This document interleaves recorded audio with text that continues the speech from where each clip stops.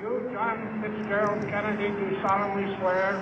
I, John Fitzgerald Kennedy, do solemnly swear. That you will faithfully execute the office of President of the United States. That I will faithfully execute the office of President of the United States. And will, to the best of your ability.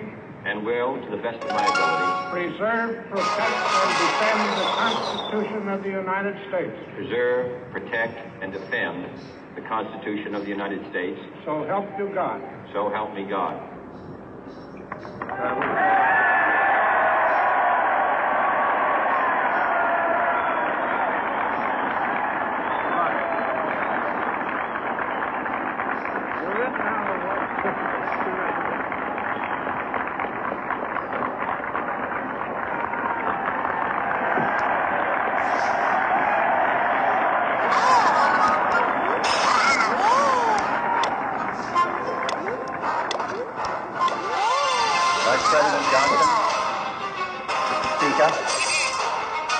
Chief Justice, President Eisenhower, Vice President Nixon, President Truman, President Sergey, fellow citizens.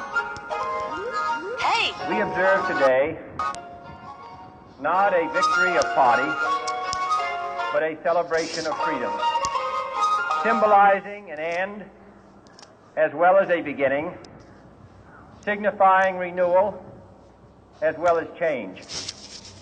For I have sworn before you and Almighty God the same solemn oath our forebears prescribed nearly a century and 3/4 ago. The world is very different now, for man holds in his mortal hands the power to abolish all forms of human poverty and all forms of human life. And yet the same revolutionary belief for which our forebears fought are still at issue around the globe. The belief that the rights of man come not from the generosity of the state, but from the hand of God. We dare not forget today that we are the heirs of that first revolution. Let the word go forth from this time and place to friend and foe alike that the torch has been passed to a new generation of Americans born in this century, tempered by war, disciplined by a hard and bitter peace, proud of our ancient heritage, and unwilling to witness or permit the slow undoing of those human rights to which this nation has always been committed and to which we are committed today at home and around the world.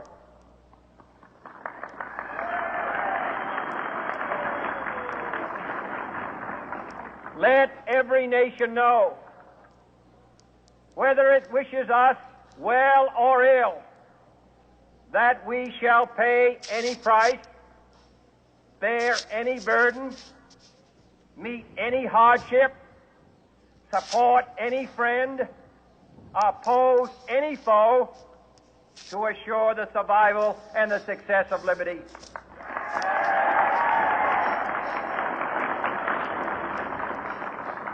This much we pledge and more. To those old allies whose cultural and spiritual origins we share, we pledge the loyalty of faithful friends. United, there is little we cannot do in a host of cooperative ventures. Divided, there is little we can do, for we dare not meet a powerful challenge at odds and split asunder. To those new states whom we welcome to the ranks of the free, we pledge our word that one form of colonial control shall not have passed away merely to be replaced by a far more iron tyranny. We shall not always expect to find them supporting our view, but we shall always hope to find them strongly supporting their own freedom, and to remember that in the past, those who foolishly sought power by riding the back of the tiger ended up inside.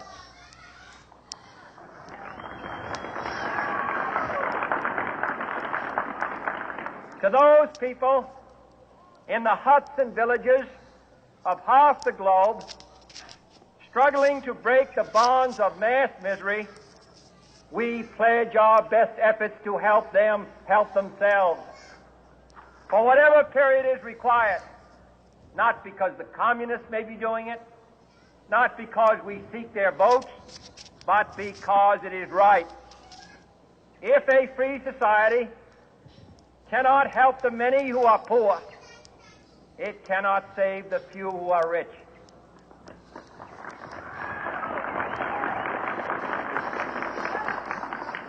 To our sister republics south of our border, we offer a special pledge to convert our good words into good deeds, in a new alliance for progress, to assist free men and free governments in casting off the chains of poverty. But this peaceful revolution of hope cannot become the prey of hostile powers. Let all our neighbors know that we shall join with them to oppose aggression or subversion anywhere in the Americas. And let every other power know that this hemisphere intends to remain the master of its own house.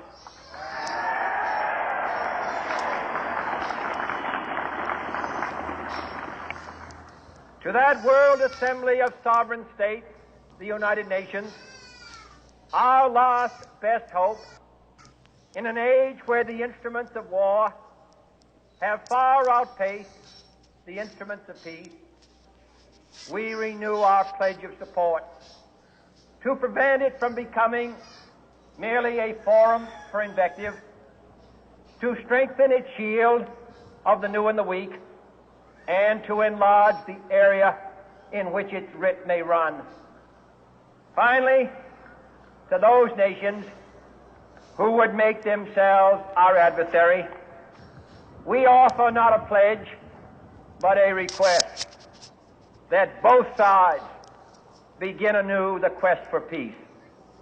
Before the dark powers of destruction, unleashed by science, engulf all humanity in planned or accidental self-destruction, we dare not tempt them with weakness, for only when our arms are sufficient beyond doubt can we be certain beyond doubt that they will never be employed.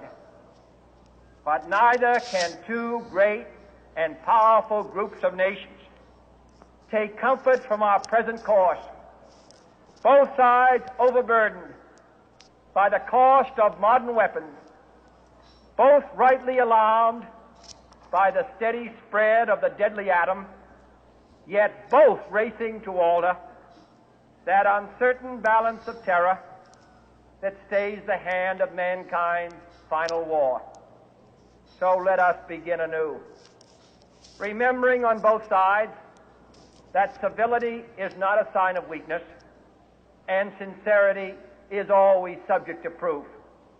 Let us never negotiate out of fear, but let us never fear to negotiate.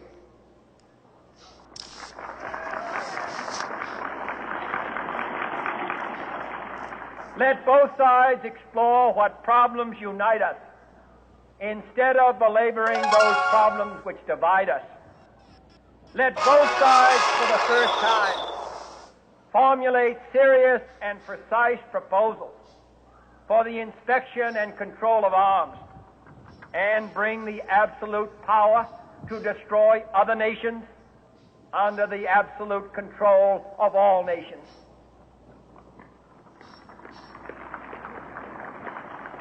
Let both sides seek to invoke the wonders of science instead of its terrors. Together, let us explore the stars, conquer the desert, eradicate disease, tap the ocean depth, and encourage the arts and commerce.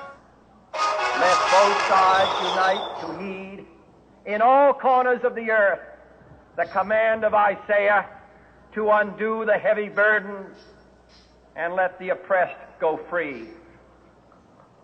And if a beachhead of cooperation may push back the jungle of suspicion, let both sides join in creating a new endeavor, not a new balance of power, but a new world of law, where the strong are just and the weak secure and the peace preserved. All this will not be finished in the first 100 days, nor will it be finished in the first 1,000 days, nor in the life of this administration, nor even perhaps in our lifetime on this planet. But let us begin.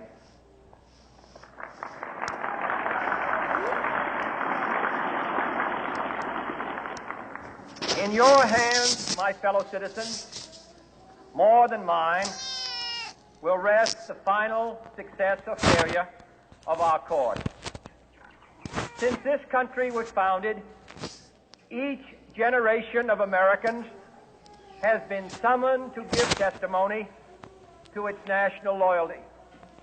The graves of young Americans who answered the call to service surround the globe. Now the trumpet summons us again, not as a call to bear arms, though arms we need, not as a call to battle, though in battle we are, but a call to bear the burden of a long twilight struggle, year in and year out, rejoicing in hope, patient in tribulation, a struggle against the common enemies of man, tyranny, poverty, disease, and war itself. Can we forge against these enemies a grand and global alliance, north and south, east and west, that can assure a more fruitful life for all mankind? Will you join in that historic effort?